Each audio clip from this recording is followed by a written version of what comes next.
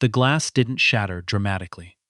It simply tipped, rolled to the edge of the white linen tablecloth and fell. The sound it made against the marble floor of the Alderton Grand Ballroom was small, almost polite, a single, sharp note that no one should have remembered. But Petra Winslow would remember it for the rest of her life, because it was the last quiet moment before everything changed. She had been sitting at the far end of the table for 11 minutes before anyone acknowledged she was there. Not because she was invisible. Petra Winslow was never invisible. At 43, she carried herself with the particular stillness of a woman who had learned long ago that the world would either notice her on her own terms or not at all. She was tall, dark-skinned, with close-cropped natural hair and the kind of posture that came not from finishing schools, but from decades of walking into rooms where everyone expected her to fail. She wore a deep burgundy blazer over a silk shell, simple gold earrings, no other jewelry. She had dressed carefully that morning, as she always did for the Alderton family's annual dinner, not to impress, but to give them nothing to comment on. They commented anyway. "Petra, sweetheart, did you find parking all right?" That was Harriet Alderton, her mother-in-law, appearing from the direction of the bar with a glass of white wine and a smile that had never once reached her eyes in 8 years. "We weren't sure you'd make it. Jeffrey said you had a call that ran long." "The call ended," Petra said. "Of course it did." Harriet touched her arm once briefly, the way you touch something you're not entirely sure is clean. "Come sit, we've put you next to Pauline." Pauline was Jeffrey's cousin. Pauline had once asked Petra, in complete sincerity, whether she'd grown up speaking English at home. Petra sat next to Pauline. The Alderton family annual dinner was held every June at the Alderton Grand, a hotel that Jeffrey's grandfather had built in 1962, and that the family still owned, technically, though a private equity group now held majority stake, and the Aldertons mostly held the name. There were 34 people at the table that evening. Petra knew this because she had counted them, a habit she'd developed sometime in the 3rd year of her marriage. When she realized that counting gave her something to focus on besides the particular quality of silence that fell whenever she offered an opinion at these gatherings. 34 people, 2 long tables pushed together under the chandelier. The Alderton men in dark suits, the Alderton women in pastels and pearls, and Petra at the far end, next to Pauline, with a glass of water, and the knowledge that the call that had run long that afternoon had been with the board of Kairos Systems. The company she had founded 17 years ago in a studio apartment in Atlanta with $11,000 and a laptop held together with electrical tape, and that the board had just approved the largest acquisition in the company's history. She had not told Jeffrey yet. She had tried to tell Jeffrey last week, when the deal was still in final negotiations. She had sat across from him at their kitchen table, the marble one she had chosen, in the house she had bought, in the neighborhood he had wanted. And she had begun to explain what was happening, what the next few months would look like, what it would mean for both of them.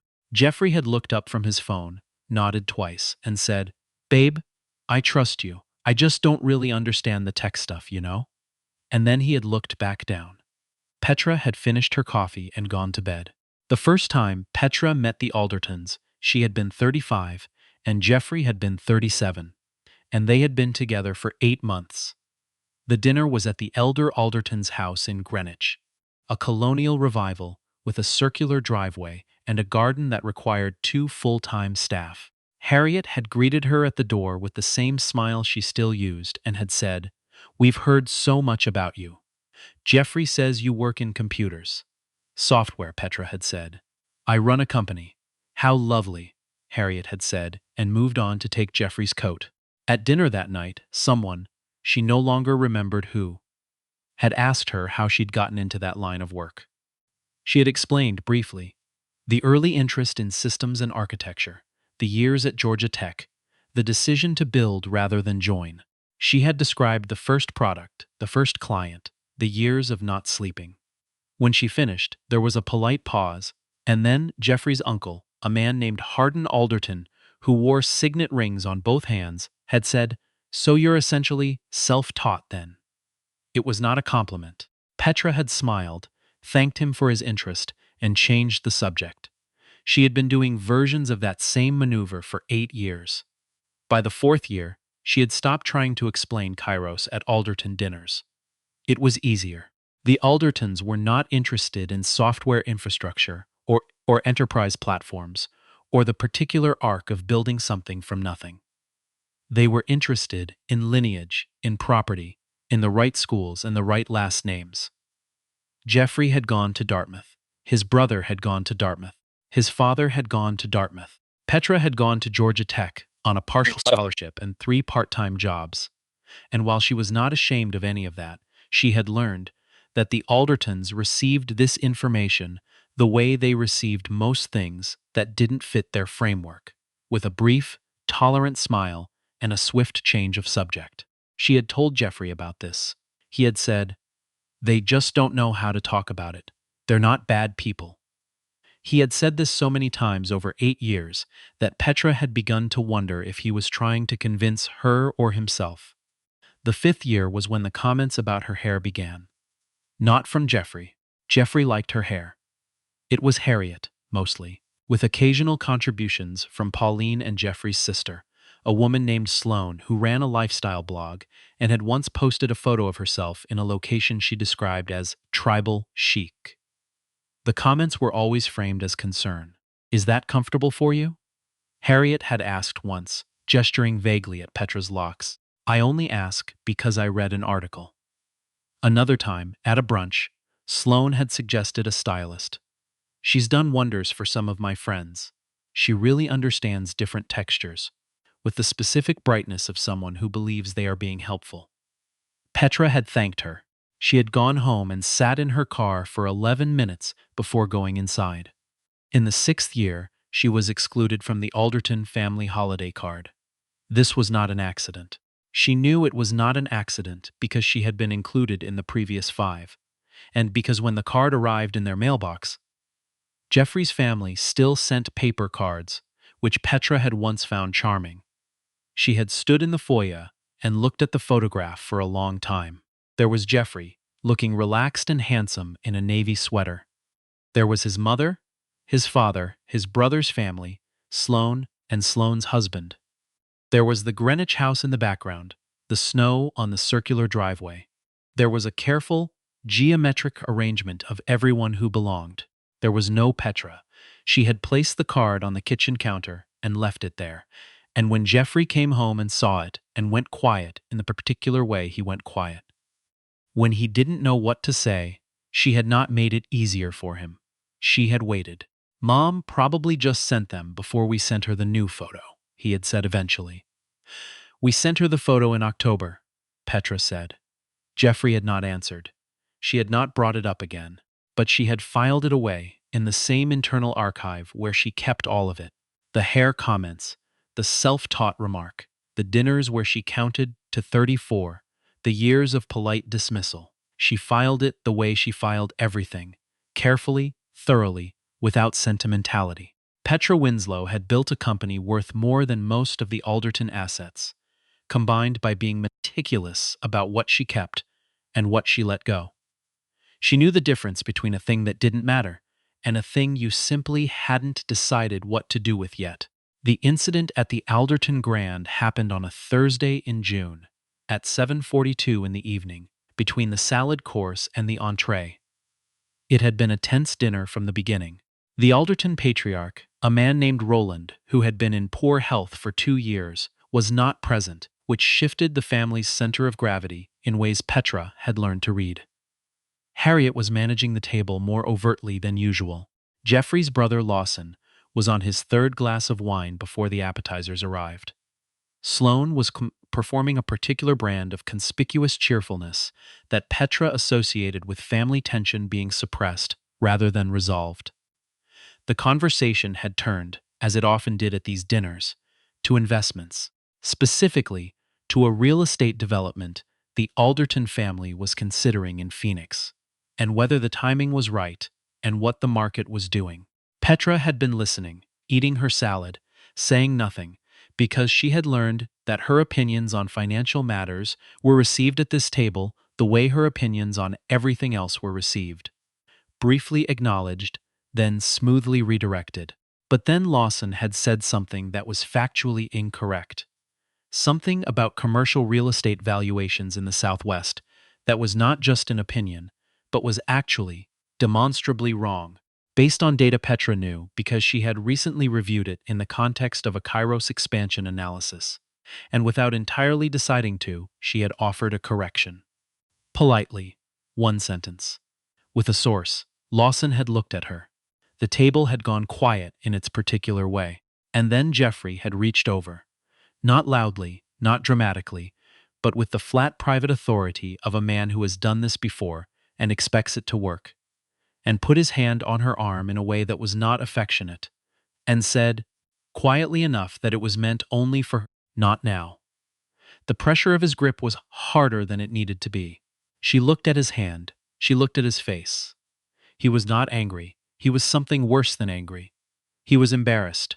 34 people were at the table. Some of them were watching. Some of them had chosen, with great deliberateness, to watch their plates instead. Across the table, a woman named Judge Patricia Holt, a federal judge, appointed to the district court, whom Petra had met 3 times at these dinners, and who had always been perfectly cordial, was looking at the centerpiece with the focused attention of someone reading it. Harriet, at the head of the table, took a small sip of her wine and said nothing. Lawson resumed his point about Phoenix. Petra removed her arm from Jeffrey's grip. She did not make a scene. She picked up her fork. She placed a measured, specific expression on her face. Not anger, not hurt, just a careful stillness. And she continued eating her salad, because she had not survived 17 years of building something from nothing by falling apart in public, and she was not going to start now. But she had felt it. The whole table had felt it. And the silence that followed was not the comfortable silence of people who hadn't noticed. It was the active, practiced silence of people who had noticed, and it collectively decided that noticing was inconvenient.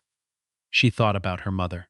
Her mother, Claudette Winslow, now retired, living in a small house outside Decatur that Petra had paid off 6 years ago, had told her once, when Petra was maybe 10 or 11, that some rooms were going to close ranks against her simply because of who she was and that the best thing to do was to build a room of her own. Claudette had said this calmly, matter-of-factly, the way she said most true things. She had not said it with bitterness. She had said it the way you tell a child about weather. Petra had built her room. It was a company that employed 412 people. It had offices in Atlanta, Austin, Chicago, and London. It built infrastructure software used by hospitals, logistics networks, and 3 of the 10 largest financial institutions in the country. It had started with $11,000 and a belief that the problem no one else was solving was the one worth solving. Petra had not slept through her 30s. She had not attended the right schools or known the right people, or had anyone reach over at a dinner table and say, "I believe in this, let me open a door." Every door she had walked through, she had built herself. And now, as of 4:37 that afternoon, when the Kairos board call had ended, the company was being acquired by Meridian Technologies in a deal valued at $2.3 billion. She was thinking about this, quietly, at her end of the table, when the television happened.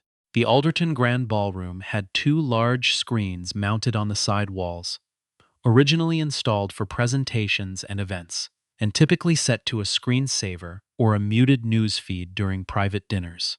Tonight they were on, showing a cable news channel at low volume, and no one had been paying them any attention. The anchor's voice was low enough that it blended into the room noise. But then someone at the near end of the table must have caught a word, because a head turned, and then another, and the volume on the nearest screen clicked up. Someone had found a remote, and the voice became clear. A landmark deal in the technology sector, as Kairos Systems, one of the country's leading enterprise infrastructure firms, has agreed to a historic acquisition by Meridian Technologies. The deal, valued at approximately $2.3 billion, is expected to close in the 4th quarter. Kairos was founded 17 years ago by Atlanta native Petra Winslow, who serves as CEO and majority shareholder.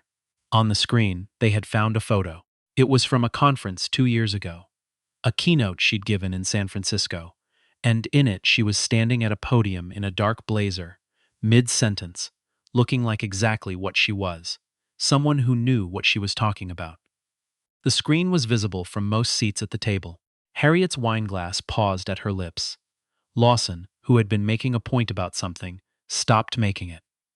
Sloane looked at the screen, then at Petra, then back at the screen, with the particular expression of someone doing arithmetic they hadn't expected to have to do. Judge Patricia Holt, who had been studying the centerpiece with such devotion, slowly turned her head toward the television. Her face went through something complicated. Jeffrey sat very still. The anchor continued. The number came again. 2.3 billion. There was a clip, brief, from a conference panel a few years back, of Petra speaking. Her voice was clear and steady in the ballroom, coming from the television, while the real version of her sat at the far end of the white linen table in her burgundy blazer and waited. She did not look triumphant. She did not look smug. She looked like a woman who had been sitting quietly for a very long time and had simply stopped pretending she wasn't there. The anchor finished the segment. The screen shifted to something else. The room did not shift. 34 people at a dinner table, and the silence they made together was a different quality than any silence the evening had produced before. It was not the comfortable, practiced silence of people choosing not to notice. It was the silence of people who had nothing left to choose. Harriet set down her wineglass. She set it down carefully, in the exact center of her placement, with the precision of someone who needed to be precise about something. Jeffrey said quietly, to no one in particular, I was going to tell everyone. Petra looked at him. He looked at the tablecloth. It was Lawson's wife, a woman named Becca, who had always been among the more decent people at these dinners, who had once or twice made an effort and been one of the few people who seemed to mean it. It was Becca who spoke first. She said, Petra, that's extraordinary. Congratulations. Her voice was unsteady, but she said it, and she meant it. And Petra would remember that she had been the first. After Becca, there was a brief, fractured flood of voices.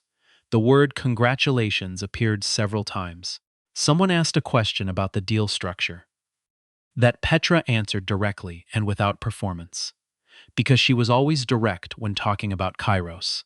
Judge Holt said something about the tech sector that was technically a compliment, though it arrived wrapped in so many qualifications that it took a moment to find the core of it. Sloane said, I had no idea, 3 times, which was true, and which said more about Sloane than it did about Petra. Harriet said nothing for a long time. And then, when the table had shifted into a new and uneasy rhythm, she looked at Petra from her end and said, with the smile, the same smile she had used for 8 years, Well, you certainly kept that quiet.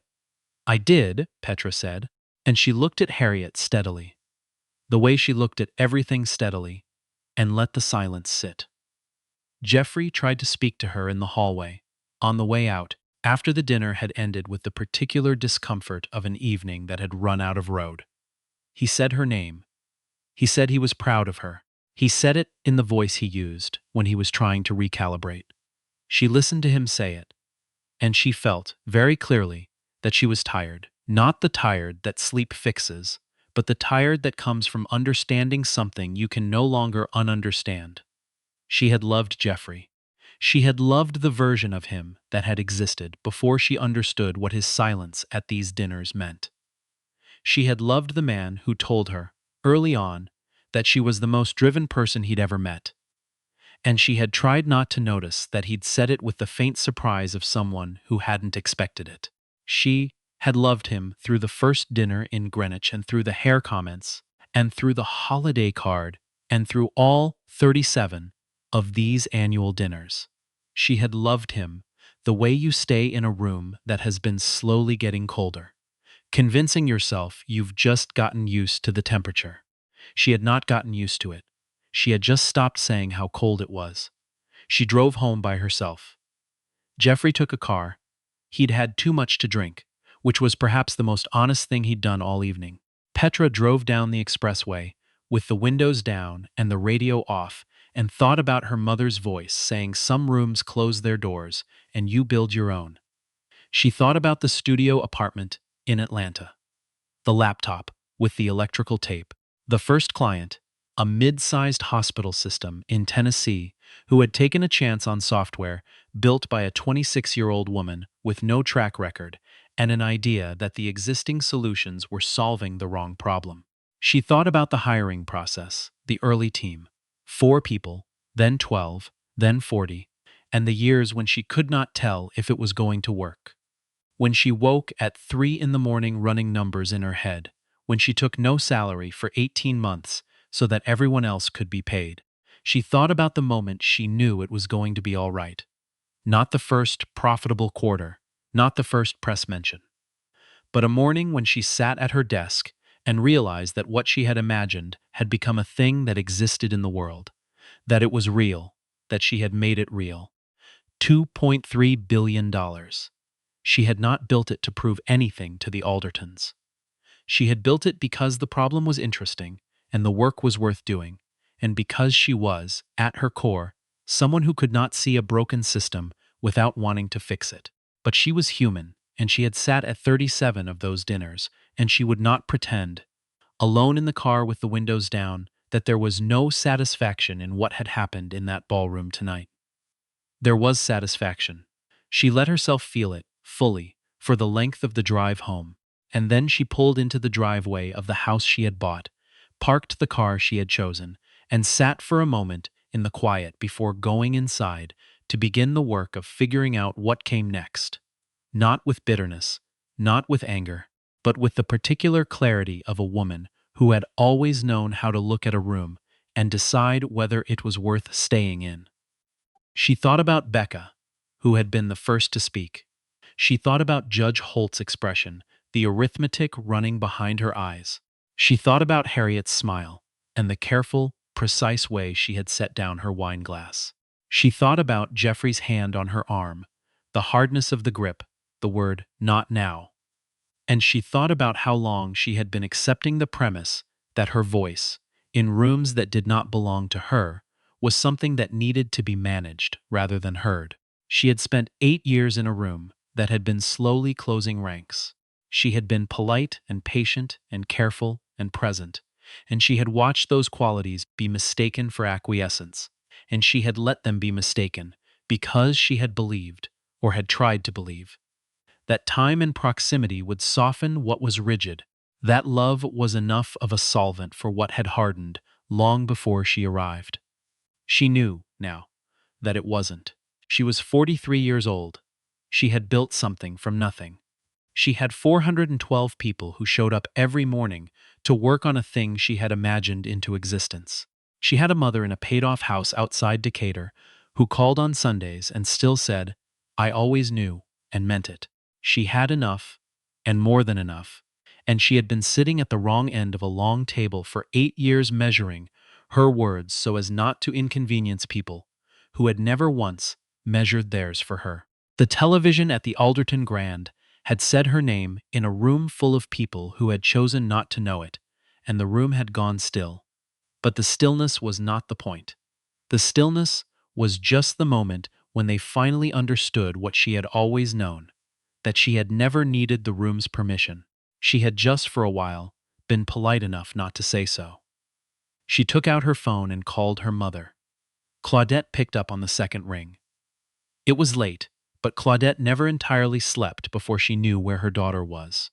Petra sat in the driveway, and the summer crickets were loud around the car, and she said, "Mama, it closed." And Claudette Winslow, who had worked double shifts at a hospital in Decatur, and raised a daughter alone and told her once, matter-of-factly, the truth about rooms and doors, said, "Tell me everything."